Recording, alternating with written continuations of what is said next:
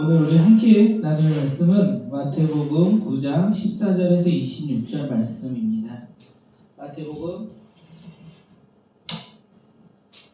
9장 14절 16절 말씀입니다. 우리 말씀을 나누기 전에 오늘 제가 교회 왔는데 편지를 받았어요.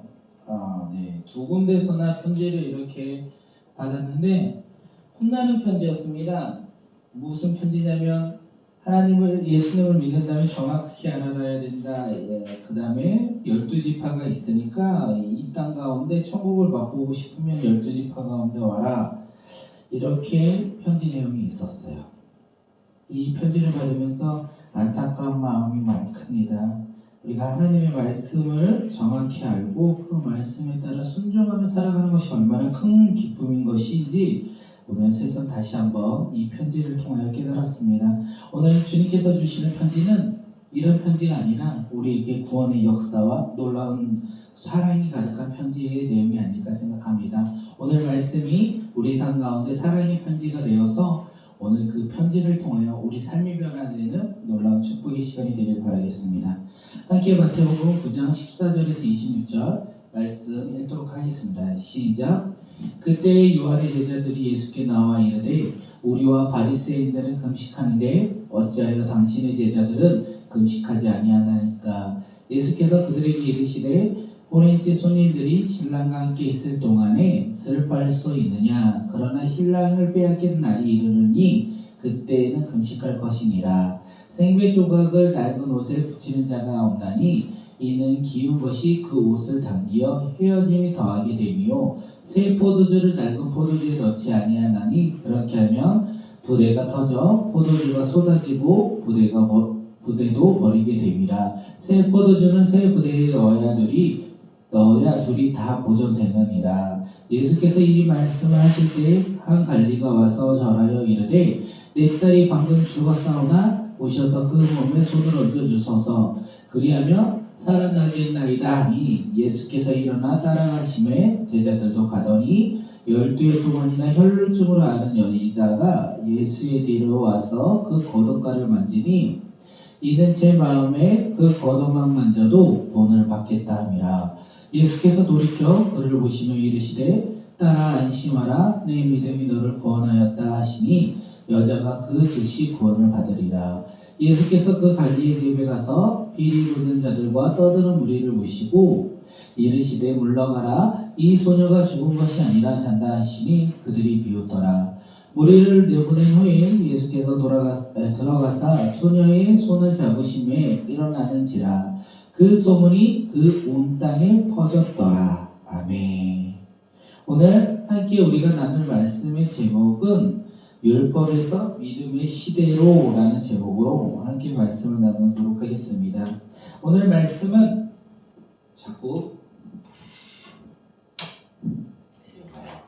오늘의 말씀은 유대인의 이 금식에 대해서 먼저 이야기가 나뉩니다.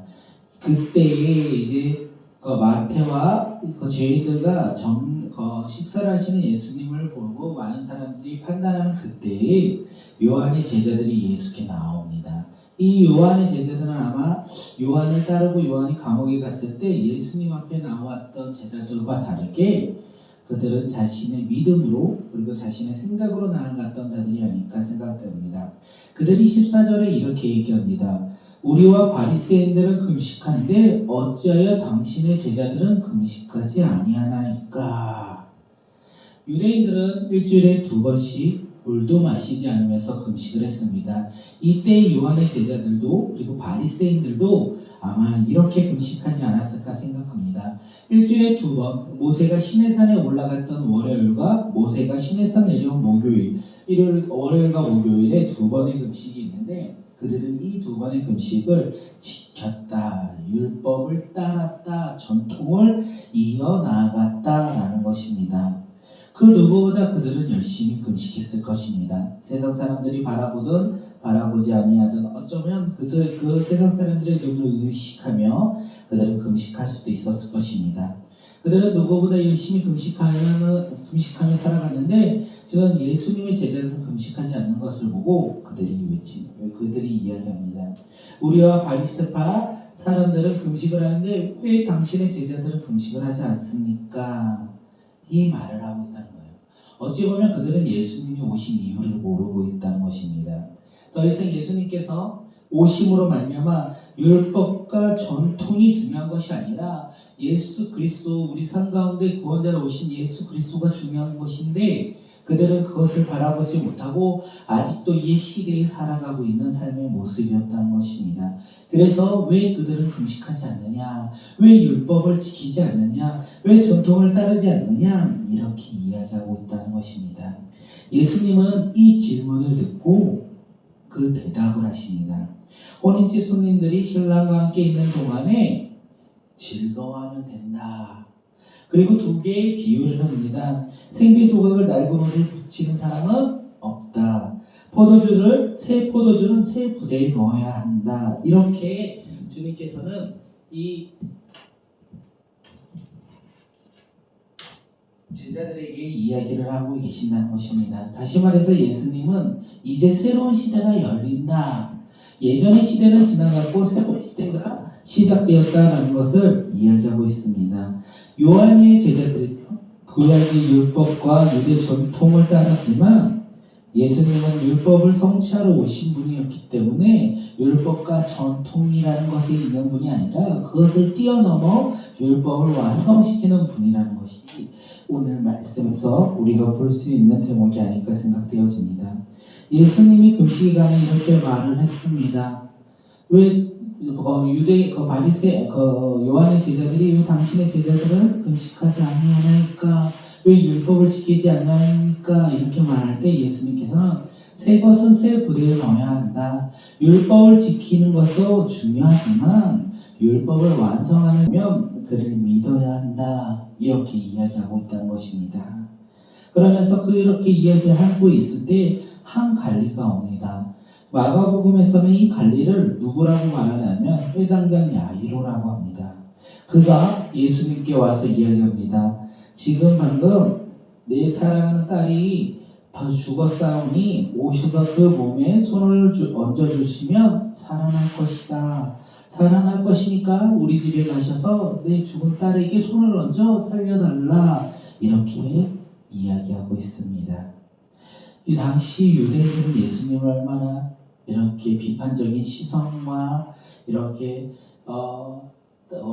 함께 가는 사람이 아니라 다른 모습으로 그리고 그들을 배척하며 예수님을 배척하며 그들을 바라보지 않았습니까? 그런데 이 야이로 회당장이 이제 자신이 너무나 사랑했던 그 딸이 죽었어요. 그래가지고 고칠 수 있는 사람은 오직 한 분밖에 없다. 기적과 치유를 일으키는 이 예수님만의 능력만이 자신의 딸을 살릴 수 있다는 믿음으로 나아갔다는 것입니다. 죽은 딸이 살아날 수 있는 믿음을 죽은 딸이 살아날 수 있다는 것을 그는 믿었고 그 고치는 사람이 오직 예수님 한 분밖에 없다는 것을 그는 믿음으로 이 시간 나왔다는 것입니다. 환경과 상황을 바라보지 아니하고 예수님의 능력을 기대하며 믿음으로 나왔습니다. 예수님은 그 이야기를 듣고 그를 따라갑니다.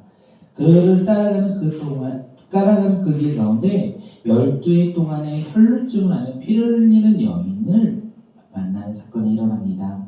그 혈루증으로 앓고 있는 그 여인이 예수님이 오신다는 소문을 듣고 뭐라고 얘기하냐면 21절에 이는 제 마음에 그 겉옷만 만져도 구원을 받겠다.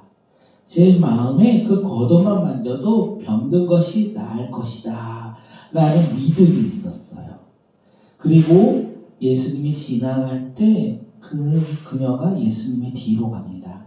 그리고 그의 겉옷을 만져요. 그 겉옷을 만질 때 예수님께서 그 여인에게 무엇이라고 얘기하냐면 내 믿음이 너를 구원하였다.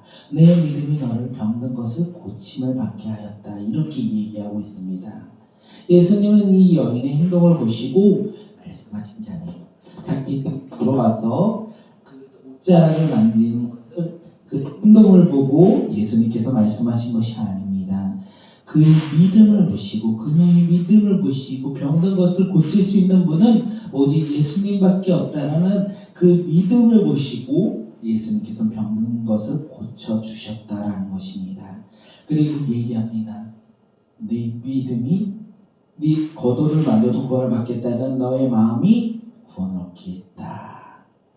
야이로 해당자 야이로의 믿음과 이 혈루병을 앓았던 이 여인의 믿음 상관없습니다. 한 사람은 앞으로 와서 예수님께 청하였고 한 사람은 믿음으로 뒤로 와서 몰래 예수님을 만졌습니다. 어떤 모습 어떤 행위든 상관없습니다. 중요한 것은 행위가 아니라 행동이 아니라 우리가 예수님을 향한 믿음이라는 것입니다.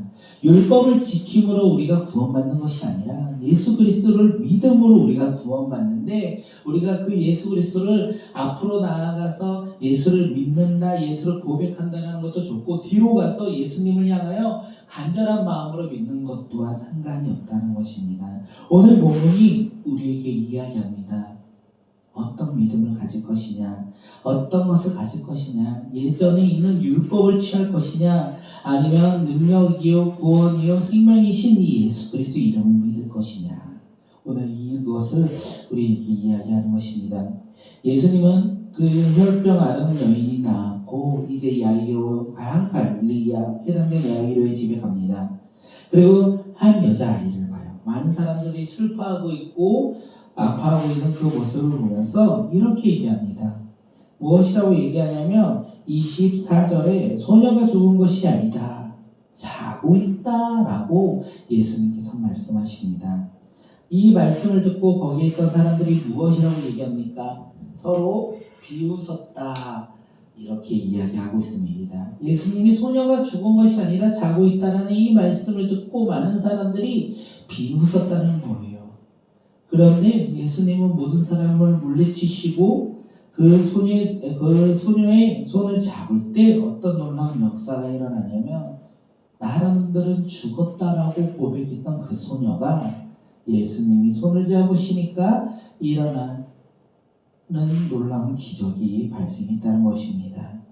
죽은 자가 살아난 것입니다. 우리가 아픈 자가 살아난 것, 병든 것이 고친 것도 놀라운 사실인데 죽은 자가 예수님의 손을 잡고 일어났다는 것입니다. 우리가 여기서 보아야 될 것은 이 병든 자가 회복되고 죽은 자가 살아나는 것에 앞서 우리는 무엇을 봐야 하냐면 이런 눈에 보이는 기적이 믿음이다. 내 삶 가운데 이런 보이는 기적이 일어나야 내가 믿겠다라고 생각하는 것이 아니라 예수님은 오히려 율법을 범하였다. 이 말씀의 뒷면을 보았으면 좋겠습니다. 예수님은 율법을 말한 부정한 것을 두 가지나 행했습니다. 무엇을 행했냐면 피 흘리는 여인과 접촉을 하였고요. 그리고 시체를 만졌다는 거예요. 부정한 일을 행하였다. 그런데 이 부정한 일이요 예수님의 거룩함으로 말미암아 놀랍게도 부정에서 의로움으로 거룩함으로 바뀌었다는 것입니다. 왜 거룩함으로 바뀌었냐? 병든 자가 회복되었고 죽은 자가 살아났기 때문에 그렇습니다. 다시 말해서 오늘 본문이 우리에게 얘기하는 것은 이제 예수님으로 말미암아 새로운 시대가 도래되었다는 것입니다. 죄들이 의인이 되어 율법의 행위로서가 아니라 믿음으로써 구원받는 놀라운 믿음의 시대가 열렸다는 것을 오늘 본문이 우리에게 이야기하고 있습니다. 사랑하는 성도님들, 오늘 우리 삶 가운데 믿음의 시대가 열렸으면 좋겠습니다. 새로운 시대가 다시 한번 우리 삶 가운데 일어나는 축복이 있었으면 좋겠습니다. 내가 그동안 알고 있고 지키고 노력했던 예수님을 바라보며 살아갔던 것이 아니라 오직 예수 그리스도 길이요 진리요 생명이신 그 예수 그리스도를 믿는 믿음으로 새로운 시대, 거룩한 시대, 그리고 죄인에서 의인된 하나님의 자녀로서 변화된 놀라운 시대가 바로 오늘 본문을 통하여 우리 삶 가운데 일어나는 놀라운 축복이 일어나길 바라겠습니다. 믿음을 소유한 자, 딸이 죽었는데 고침을 받고 살아날 것이라는 믿음이 있는 자, 이 세상 12년 동안 아무도 나를 고칠 수 없고 절망과 좌절과 두려움 가운데 살아가고 있던 한 여인 가운데 믿음으로 병든 것이 고침을 받겠다라는 믿음으로 주님 옆에 나왔듯이 오늘 우리 삶 가운데 어려움과 두려움과 근심과 좌절이 있다면 그것을 내려놓고 이것을 해결해 주실, 그리고 이것으로부터 넉넉히 승리로 인도하실 그 예수님 앞에 나오는 놀라운 믿음의 하루가 되길 바라겠습니다. 이 시간 함께